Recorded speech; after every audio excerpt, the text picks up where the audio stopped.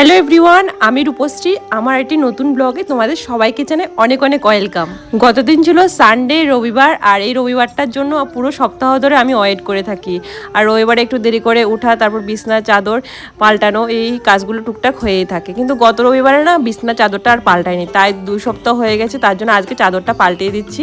একটা red bedsheet পাতেছি, red বেডশিটটা কিন্তু রংটা চলে গেছে, দেখো রংটা ফ্যাকাশে হয়ে গেছে, মানে অনেক দিন ধরে ইউজ করছি, কিন্তু কাপড়টা বেডশিটটা না খুব ভালো, তার জন্য ইউজ করছি। আর এখানে 3টে দেখো বালিশ, 2টো কাঁথা দিয়ে আমি ঘুমাই, কারণ আমার না উঁচু বালিশ লাগে, না হলে হয় না। তারপর এখানে মাছ টাছ ধুয়ে রেখেছি, মাছ তো মায়ে কেটেছে, রুই মাছ এনেছিল বাবা।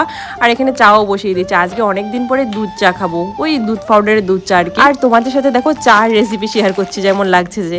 আর এখানে চার পাতার কৌটোটা পুরো খালি ছিল, তার জন্য চা পাতাও আমি আজকে ভরে রেখেছি, যেহেতু আজকে ওই ছুটির দিন রবিবার, তো একটু কাজ টাজগুলো টুকটাক যেগুলো আছে করে নিচ্ছি। এই চাটা কিন্তু আমিই খাই আর বাবাই খাই, বলতে গেলে আমিই খাই বেশি, আর কেউ খায় না। বেশি বলতে কি, একবেলাই খাই, সকালবেলা আমার চা লাগে, না হলে পুরো মুডটাই খারাপ হয়ে যায় আমার। তো দুধ চা করে নিয়েছি। আর কিন্তু বাবা কিন্তু চলে গেছে, দেখো ঘড়ির দা 8টা বাজে, কারণ 8টা অবধি বাবা কোনোদিন বাড়িতেই থাকে না, উনি চলে গেছে বাজারে। আমি এখানে চা করেছি।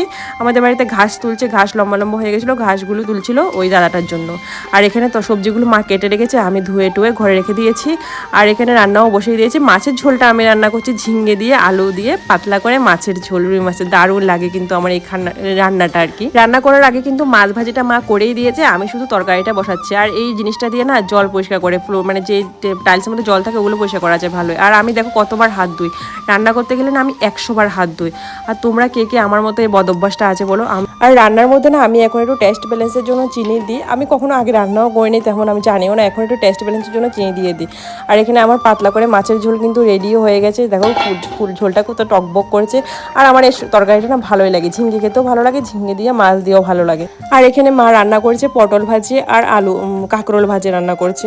আর বাকি তো মাছের ঝোলটা হয়েছে, ওটা আমি রান্না করছি। টক ডালও কিন্তু হয়েছে, সেটা আর দেখাইনি। সানডে ছিল, ভাবলাম যে একটু বেরোবো, কিন্তু আর কপাল খারাপ, বৃষ্টি শুরু হয়ে গেছে, বৃষ্টির কারণে আর বেরোতে পারছি না। সন্ধ্যাবেলাতে তরকারিটা জাল দিয়ে এখানে একটু ম্যাগি করছি, বৃষ্টির দিনে একটু ম্যাগি খাওয়া যায়। ম্যাগিটা না আমার আগে অনেক ভালো লাগতো, কিন্তু এখন ততটা আর ম্যাগি ভালো লাগে না। এই ম্যাগিটা অনেক দিন ধরে ফ্রিজে পড়েছিল, তার জন্য আজকে একটু করে নিয়েছি, সিদ্ধই করে নিয়েছি, বৃষ্টির দিনে যেহেতু বাইরে বেরোতে পারবো না। আর এখানে ম্যাগিটা দেখে কার কার লোভ লাগছে বলো, খেতে ইচ্ছা করছে। আর আমি এখানে বসে বসে ম্যাগি খাই। আর তোমরা আমার ভিডিওটা দেখে লাইক কমেন্ট করে দিও, আর প্লিজ একটু ফলো করে দিও ফেসবুক থেকে দেখে থাকলে। আর ওইদিকে কিন্তু কাকিও বসে আছে, কারণ ঝড় তুফান বৃষ্টি হচ্ছে বাইরে। কাকি আমি বসে বসে টিভি দেখছি, তো কাকিকে জিজ্ঞেস করলাম যে খাবে কিনা, কাকি বলছে খাবে না। আর এই কাকি না আমার একদম সঙ্গী, আর এই সন্ধ্যাবেলা সঙ্গী বলতে গেলে।